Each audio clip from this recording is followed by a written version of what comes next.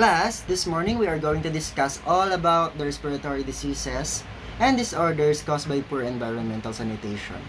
But before that, what will you do while your teacher is discussing in front of the class here? So very good. You should listen, behave, sit properly, understand the lesson, participate, be happy, and enjoy the class. Yun lamang ang gusto ng teacher na makita sa inyong class. So can I expect that from you? Okay, very good. Thank you so much, my dear students.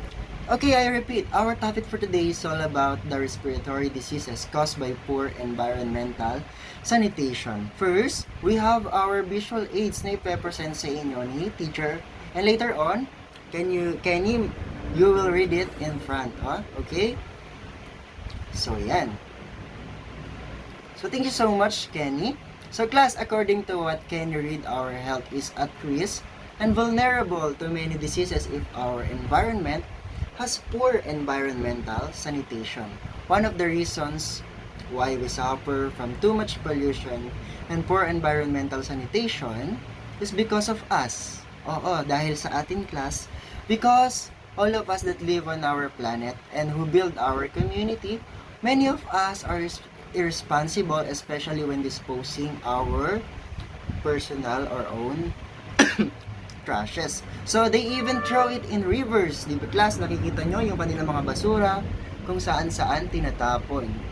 Excuse me, class. And the lakes, road, and different stream of water that causes water pollutions. That will affect us because it can be a habitat for dengue. So, alam niyo, class, yung dengue, di ba, iyon ang mosquito or ang lamok. So, the trashes that are thrown that can also cause severe flooding or pagbaha, resulting damages on people's lives. Diba? Maraming namamatay nun, nalulunod, especially pag may bagyo. And, yung health ay at risk, yung ating kalusugan dahil mas dadami ang sakit niyan because of the dengue, ganon. So, air pollution is also one of the factors that severely affect our respiratory health, and it's caused by poor environmental sanitation and poor understanding and discipline of the people building the community. So there are many factors that cause air pollution, class. One of these is transportation vehicles that emit dangerous smoke and carbon dioxides. Burning of fuels in the factory, smoking, open burning of garbage, and many more. Excuse me, class. Factors. All of these are the main reason why we suffer from air pollution. So siguro may nakagaling drive din kasi si teacher galing ako sa kalsada, so baka nakasagap ako ng air pollution. Yan, kita nyo parang inuubo si teacher. So alagaan nyo ang kalikasan para hindi kayong magaya kay teacher, and alagaan nyo yung sarili. So yun nga yung air pollution that leads to respiratory diseases and disorders. Okay, class. Are you still with me? Okay, very good. Ayan. Eka nga ni Cardo, nandito pa rin siya. Hindi siya natutulog at naiintindihan niya daw ang tinuturo ng kanyang guro. So, thank you very much, class, ha? I love you all. Okay, love ko kayong lahat. Ayan. So, class, back to our topic now. We already tackled the poor environmental sanitation. Now, we will discuss the five common respiratory diseases that is caused by poor environmental sanitation. So, I will present it to you, class, ha? So, give me some time and kukunin ko na lang yung slide at ipapakita ko sa inyo. And later on, ipapaliwanag ni teacher sa inyo. So, class, ha? Just wait. And class, ito na yung slide. So, the first example of respiratory diseases and disorders caused by poor environmental sanitation is asthma, or sa Tagalog ay, okay, very good, hika. So, asthma is a chronic disease in which the bronchial airways in the lungs become narrowed or swollen or namamaga, making it difficult to breathe. So, symptoms include wheezing, coughing, tightness in the chest, shortness of breath, and rapid breathing. So, class, marami sa atin ang may asthma, especially yung mga mahihina yung baga, so nahihirapan silang huminga pag mayroon silang asthma. So, yun nga daw, isa itong cause ng poor environmental sanitation and cause asthma. So, next class, the next diseases is the bronchitis. So, bronchitis is an inflammation on the bronchial tubes, the airways that carry air to your lungs. It causes a cough. Ayan, parang kanina si teacher inuubo, pero wala naman siguro bronchitis si teacher eh. So, it causes a cough that often bring up mucus. So, it can cause shortness of breath, wheezing, a low fever, chest tightness. There are two main types of bronchitis. It is acute, and chronic. Okay, class ha? The two types of bronchitis is acute bronchitis and chronic bronchitis. Okay, class? Okay, very good. So, the next one is influenza. So, influenza is a respiratory illness caused by influenza viruses that spread easily through close contact with an infected person or yung mga nakakalapit mo siguro, nakakalapit sa'yo, and may contact to you. So, the virus can be passed on from one infected person in the mouth, nose, and in droplets when they speak or when they cough or sneeze. Okay, yun ha. So, ito ay ang simpleng influenza is para siyang lagnat. So, yun, lagnat. So, I know we all experience that, the influenza. So, may mga gamot din dyan. So, dinadala tayo minsan sa clinic and doctor. Bigyan tayo ng reseta, paracetamol, gano'n. So, the next one is, our next respiratory disease and disorder is pneumonia. So, pneumonia is an infection that affects one or both lungs. It causes the air sacs or alveoli of the lungs to fill up with fluid or pus. Bacteria, viruses, or fungi may cause pneumonia. So, the last one is, the pinakamalala ay ang lung cancer. So, cancer is a disease in which cells is the body grow out of control. When cancer starts up in the lungs, it called lung cancer. So, lung cancer begin in the lungs and is spread through lymph nodes or other organs in the body, such as brain cancer. From other organs also may spread to lungs. So, now class, nalaman nyo kung ano yung mga sakit. So, pag may sakit, siguradong may lunas. So, what are the preventive measures to avoid respiratory disease caused by poor environmental sanitation? So, first is, number one is, have a proper waste disposal. Always wear protect.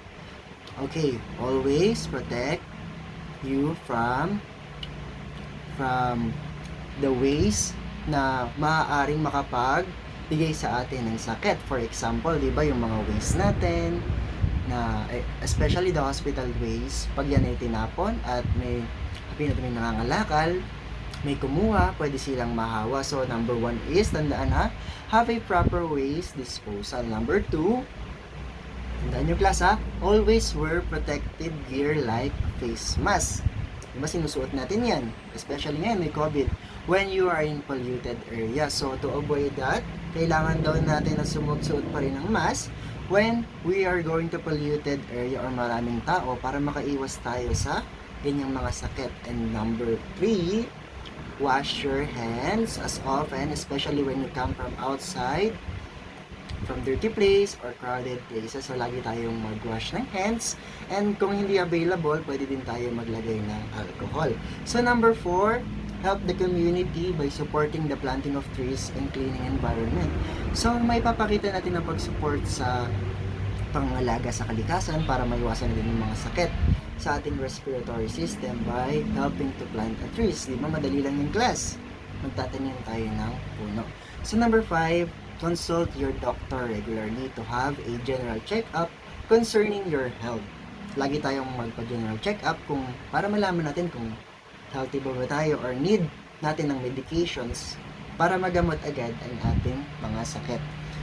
So class, I hope you learned to our lesson. So now, I will be asking you some questions kung totoo bang nakinig kayo at kayo ay may naiintindihan. So my first question is, what are the effects of poor environmental sanitation on our health? Okay, Arvin?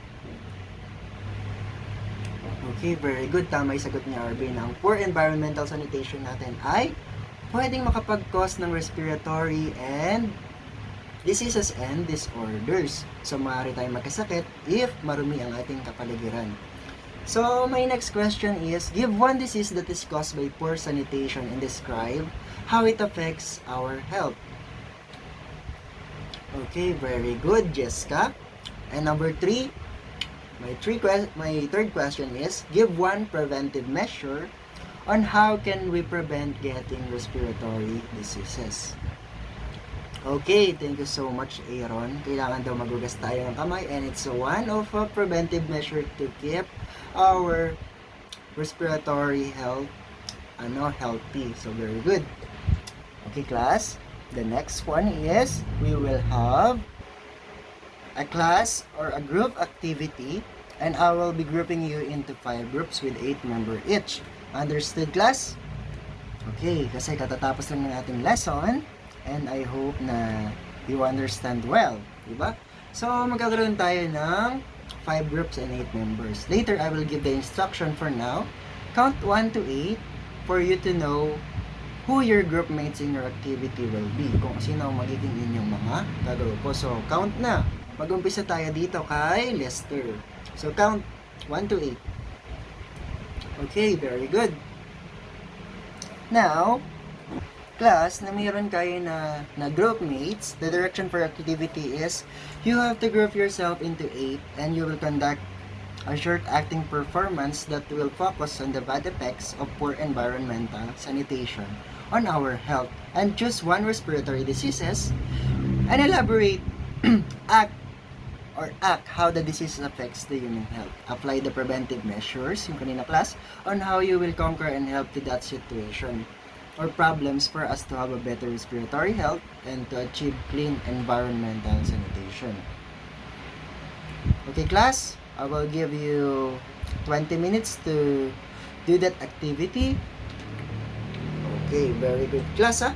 Okay, tapos na ang 20 minutes. So, very good, class. Excellent performance dahil nakikooperate lahat. So, now, you will present it in front. So, the group 1, yun yung mauuna hanggang group 5. Ayan. Okay, balakpakan natin yung group 1. Ang galing-galing, ha? Okay, tapos na. Okay, tapos na ang lahat. So, thank you class for your participation dahil natapos yung lahat ang pinagawa ni teacher at maisagawa niyong mabuti.